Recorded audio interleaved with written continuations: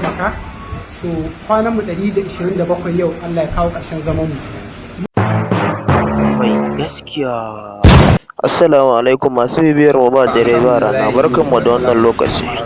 Ku kasance da mu domin jin cikakkiyar hira da wanda aka garkuwa da su kwanaki a hanyar Kaduna bayan kubutar su. Kasance ɗaya daga cikin fasinjojin jirgi na ƙasa wanda za mu zo daga Abuja za mu zo Kaduna, sai kuma itila'i ya faru da mu. Muna hannunsu dai alhamdulillah har zuwa kwana 85. So ranar irin ta yau ran a Talata ina zaune na gama sallan duha, sai ina jin shirbi ina karanta suna Allah ɗifu, sai na ji ƙara, sai muka ce wannan ƙarin bindiga ne, sai na ce ina lillahi, ina jin ma kaman ya same ni, sai na duba sai na ga jini ne yake shigowa gajeren wandona, ina ɗagawa sai yan uwana wanda muke tare da su a cikin ɗaki sai suke cewa an harbe ni, sai na duba ya da gani, sai dokta muna tare da shi sai ce kwanta, da na kwanta sai aka duba sai aka gani, sai na cire rigana, sai singileti na jini yana ta zuba, sai aka samu sai aka rufe wurin da harbin ya shafe ni a ciki na dan saman cibiya na ne kaɗan. To a takaice da aka jira doktan shi ya zo, sai aka dan samu sai ya zo da hangula baljin shi ya dan sa yatsan shi a cikin ciki na, yana dan taba hanji na, yana duba bullet din dan ba a ga inda bullet din yake ba a takaice. So daga baya kuma ya ƙara sa almakashi ya ƙara dubawa, yana tabawa, ina ƙara ina lillahi wa inna ilaihi raji'un da sauransu dai. Daga ƙarshe sai aka samu sai aka yi kokari aka rufe, sai aka sa banda da sauransu. Shi bullet din ya shiga cikin jikinka ne ko kuma dai ya wuce ne? Har yau dai ba a sani ba. A ga bullet din ba kuma ba a gan shi a jikina ba, amma dai yanzu muna fatan za mu je a expert a duba, amma har yanzu ba a gan shi ba, kuma alhamdulillah. To wani irin hali kuka shiga cikin wannan watanni? To gaskiya ne tun daga lokacin daga muka ji kara a cikin jirgi, muka ji karan bom, tun daga lokacin a ruɗe muke, yadda rana ma ta faɗi takalma na suka zube, haka da muke ta tafiya da yi har zuwa kullum ana kwana da mu da bindiga, su ba kwanciyar hankali ba ni ba.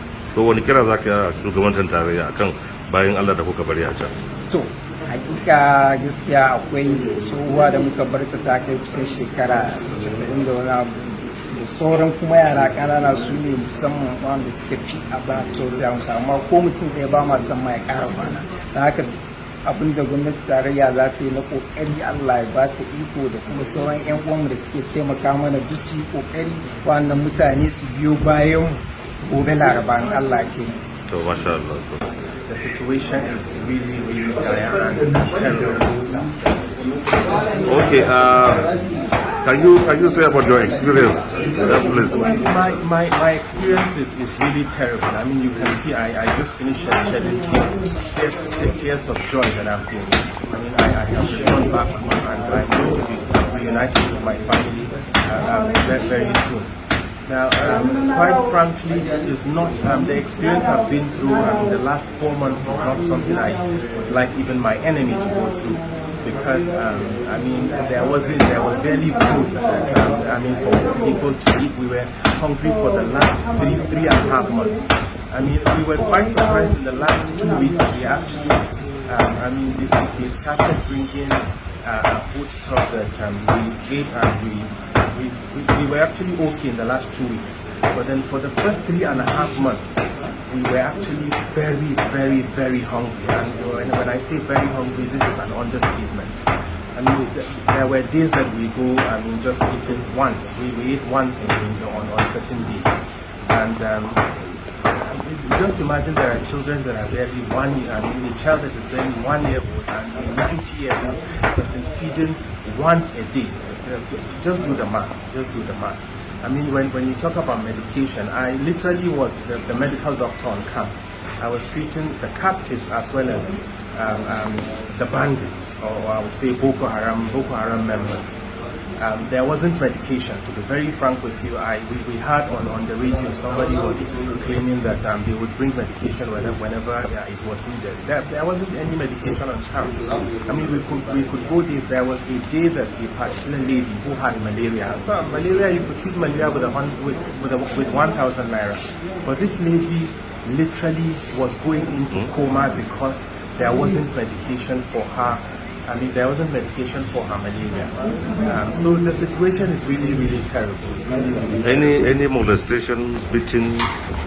Well, I personally did not experience any molestation, but then some women on camp claimed that there were attempts at molestation.